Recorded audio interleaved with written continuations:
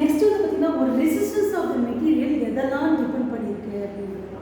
ஒரு resistance of the material எதை depend பண்ணியிருக்குன்னா ஒரு கண்டக்டரோட நீளத்தை டிபெண்ட் பண்ணியிருக்கு, ஒரு கண்டக்டரோட பரப்பளவு டிபெண்ட் பண்ணியிருக்கு, அதுக்கப்புறம் அதோட ஸ்பெசிஃபிக் ரெசிஸ்டன்ஸ் அதை டிபெண்ட் பண்ணியிருக்கு. ஸ்பெசிஃபிக் ரெசிஸ்டன்ஸ் வந்து கான்ஸ்டன்ட் வேல்யூ, ஒவ்வொரு மெட்டீரியலுக்கும் ஒவ்வொரு வேல்யூ இருக்கும். ஓகேங்களா? அது எந்த லெட்டரில் மென்ஷன் பண்ணியிருப்பாங்கன்னா ரோ அப்படிங்கிற லெட்டரில் மென்ஷன் பண்ணியிருப்பாங்க. சரியா? இப்போ இதுதான் பார்க்கலாம். R equal rho into L by A. அதாவது ரோன்றது ஸ்பெசிஃபிக் ரெசிஸ்டன்ஸ் கான்ஸ்டன்ட் இருக்கும். அப்போ இந்த ரெசிஸ்டன்ஸ் வந்து எதுக்கு ப்ரொபோர்ஷனாக இருக்குன்னா directly proportional to length, inversely proportional to area. அதாவது ஒரு ரெசிஸ்டன்ஸோடைய மின்தடையோடைய நீளம், ஒரு கண்டக்டருடைய நீளம் அதிகரிக்க மின்தடை அதிகரிக்கும். ஒரு கண்டக்டருடைய பரப்பளவு அதிகரிக்க அதனுடைய மின்தடை வந்து குறையும். ஓகேங்களா? அதோட ரெசிஸ்டன்ஸ் வேல்யூ வந்து குறையும். ஒரு area of the conductor increase ஆக அதனுடைய ரெசிஸ்டன்ஸ் வேல்யூ வந்து குறையும்.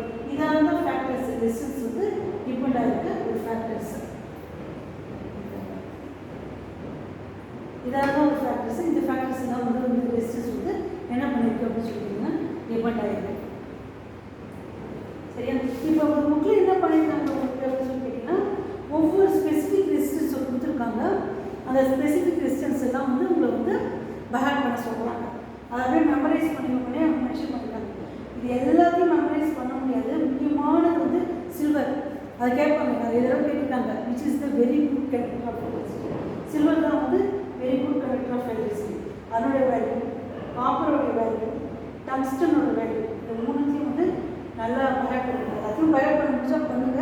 அப்படின்னா அட்லீஸ்ட் இந்த மூணுத்தையும் வந்து பஹேட் பண்ணிக்கணும். ஓகேங்களா? நெக்ஸ்ட் வந்து பார்த்தீங்கன்னா அலாய்ஸில் வந்து கான்ஸ்டன்ட் அதனோட வேல்யூ அதை பஹேட் பண்ணுவாங்க. நிக்ரோமோட வேல்யூ பஹேட் பண்ணுவாங்க. இன்சுலேட்டரில் ஹை ரெசிஸ்டிவிட்டி எதுன்னு கேட்டிங்கன்னா கிளாஸ். அதோட வேல்யூ 10^10 பவரில் 10 to 10^14 அப்படின்ட்டு. சரியா? இதை வந்து பஹேட் பண்ணி வச்சுக்கணும்.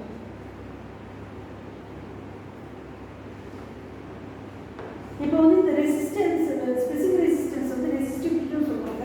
அதனோட யூனிட் என்னன்னு கேட்டிங்கன்னா ஓம் மீட்டர். ஏன் ஓம் மீட்டர் அப்படின்னு கேட்டால்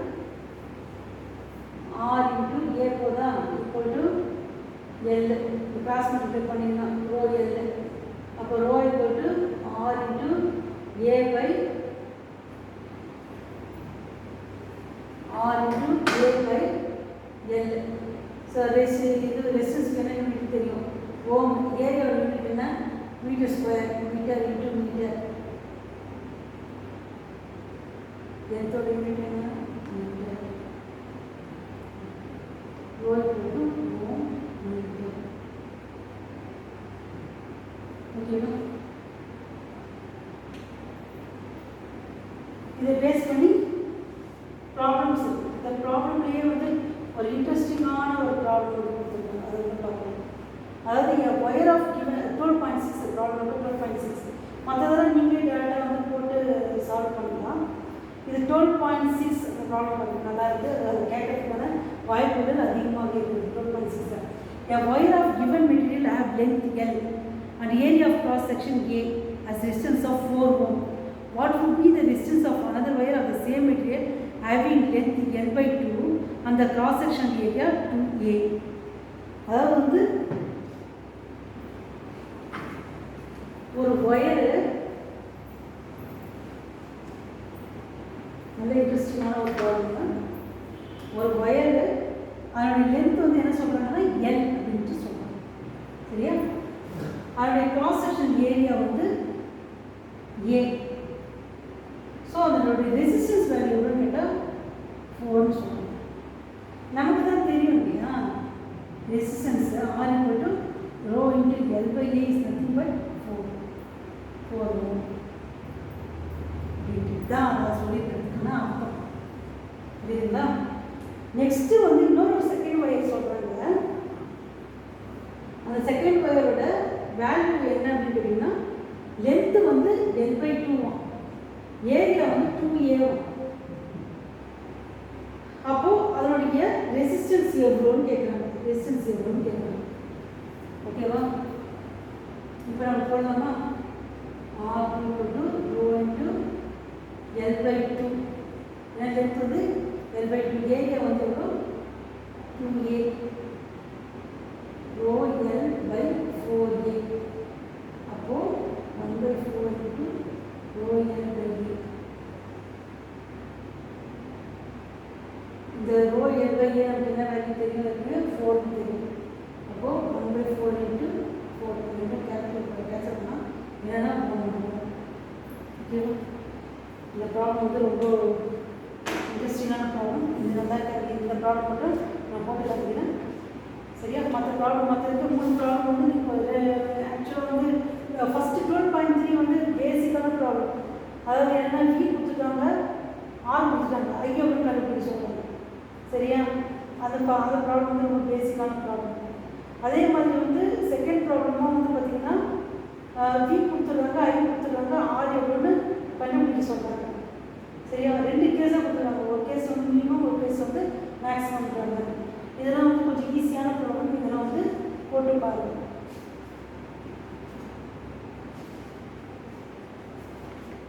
மோஸ்ட்டாக எல்லாமே நம்ம வந்து இந்த யூனிட்டில் என்சிஆர் இது ஆர்ஆர்பிக்கு தேவையான என்சிஆர்டி ஸ்டஃப் எல்லாமே வந்து பார்த்தாச்சு, ப்ராப்ளம்ஸும் பார்த்தாச்சு. எல்லாம் நீங்கள் ஒரு புக்கில் உங்களால் டவுன்லோட் பண்ணி பாருங்கள். நீங்கள் வேணால் நாங்கள் எங்கள் டெலகிராம் குரூப்பில் வந்து ஜாயின் பண்ணுங்கள். லிங்க் வந்து நாங்கள் சென்ட் பண்ணுறோம். லிங்க் வந்து நீங்கள் எல்லாம் டவுன்லோட் பண்ண வேண்டிய கண்டென்ட்டே வந்து நாங்கள் சென்ட் பண்ணுறோம். அதை அப்படியே ஒர்க் அவுட் பண்ணி பார்த்தீங்கனாலே போதும். இந்த குரூப் டீக்கு தேவையான எல்லா விஷயமும் வந்து உங்களுக்கு கிடைச்சிடும்.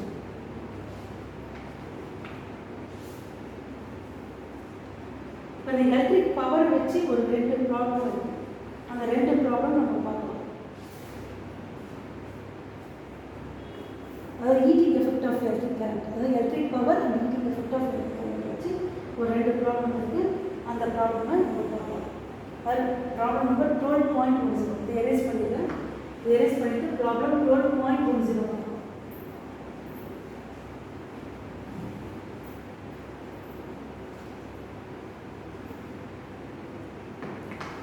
இதில் என்ன சொல்லியிருக்காங்கன்னா 12.10 electric iron bars consumes energy at the rate of 840 watt when heating at maximum rate and 360 watt when heating at minimum. The voltage is 220 volt. What are the current and resistance in each case? அதாவது power கொடுத்துட்டாங்க சரியா. 2 condition of power கொடுத்துருக்காங்க.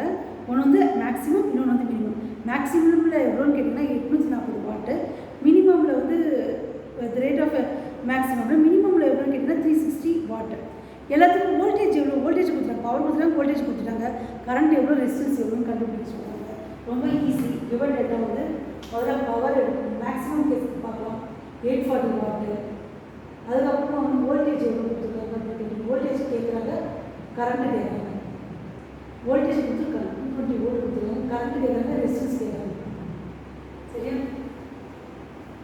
இதை நம்ம simple formula V equal to power equal to V into I. V எவ்வளோ 220 volt, I எவ்வளோ தெரியாது, power எவ்வளோ 840 வாட். அப்போ I equal to 840 divided by 220. இதை சால்வ் பண்ணால் 840 எவ்வளோ வருது, 3.82 ஆம்ஸ் வரும் சரியா.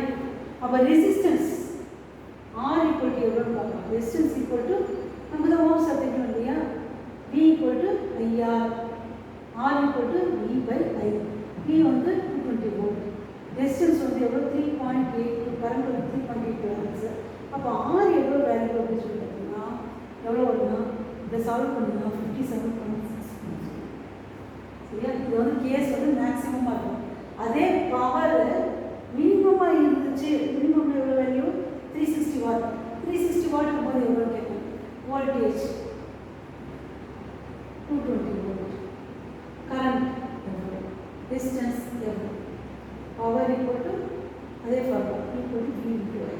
V எவ்வளோ 220 வோல்ட், கரண்ட் எவ்வளோ தெரியாது, வோல்டேஜ் எவ்வளோ தெரியும் 360 வோல்ட், பவர் எவ்வளோ 360. I equal to 360 divided by 220. இதையே சால்வ் பண்ணிங்கன்னா உங்களுக்கு வந்து 1.64 ஆம்ஸ், 1.64 ஆம்ஸ் ஓகேவா.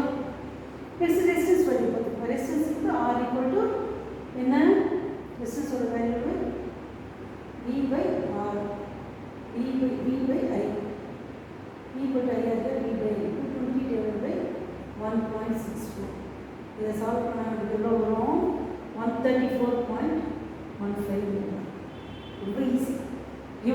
தெரிஞ்சுட்டா நம்ம வந்து போடலாம்.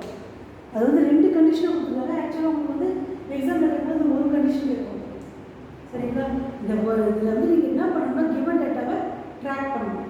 பவர், திறன் எவ்வளவு, வோல்டேஜ் எவ்வளவு, மின்னோட்டம் எவ்வளவு, மின் அழுத்தம் எவ்வளவு, அப்புறம் மின்னோட்டம் எவ்வளோன்னு கேட்குறாங்க, மின்தடை எவ்வளோன்னு கேட்குறாங்க. அதை அப்படியே நம்ம வந்து கரெக்டாக கிவன் டேட்டா ட்ராக் பண்ணி எடுத்துகிட்டா அப்படியே ஃபார்முலா சப்ஸ்டிட் பண்ணால் உங்களுக்கு என்ன வருதுன்னா ஆன்சர் சொல்லுவோம். என்ன மேடம் இவ்வளோ ஃபார்முலா இருக்குது அப்படின்னு, அவ்வளோலாம் ஃபார்முலாவே கிடையாது. சரியா? நம்ம எவ்வளோ ஃபார்முலா பார்த்தோம் பார்த்துருக்கீங்க. ஃபஸ்ட் என்ன பார்த்தோம்? I equal to U/T. இந்த ஃபார்முலா பார்த்தோமா? செகண்ட் ஃபார்முலா என்ன பார்த்தோம்? V equal to work done divided by charge. Work done divided by charge. என்ன பார்த்தோம்? இது செகண்ட் ஃபார்முலா. தேர்ட் ஃபார்முலா என்ன பார்த்தோம்? V equal to IR, Ohm's law. அப்புறம் power equal to V into I. அப்புறம் power equal to I square, power equal to V square by இதான் பார்த்தோம். இதெல்லாம் டெரிவேட்டிவ்ஸ். ஃபார்முலா வந்து நம்ம டெரைவ் பண்ணுறோம்.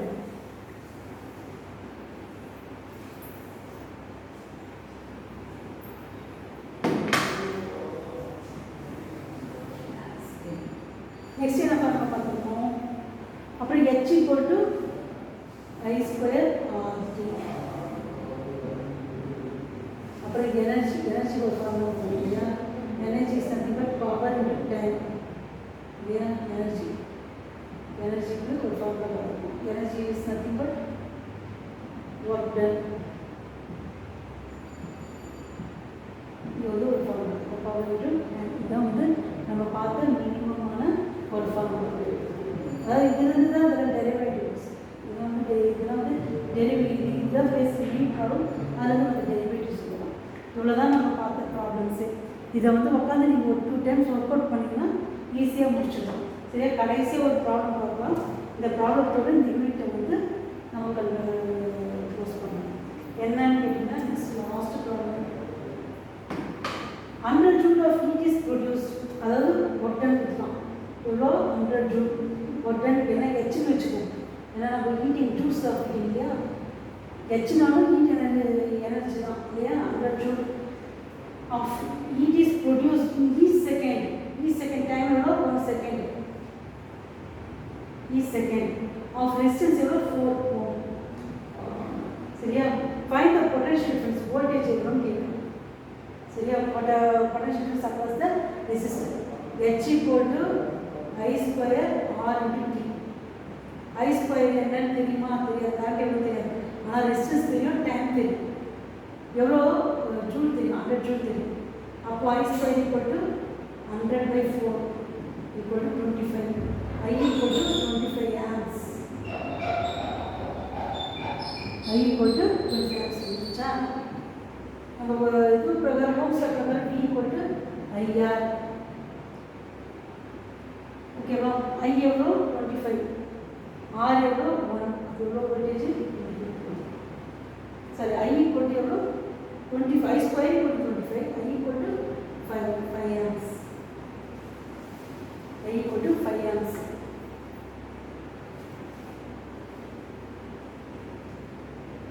I equal to 5. இது ரெசிஸ்டன்ஸ் எவ்வளோ? 20 volt. முடிஞ்சிச்சு. ஓகேவா? இதோட எல்லா ப்ராப்ளம்ஸும் நம்ம வந்து சால்வ் பண்ணிட்டு சொல்லிட்டு இது ஏதாவது டவுட் இருந்தால் வந்து கேளுங்க. யூஸ்ஃபுல் பண்ணி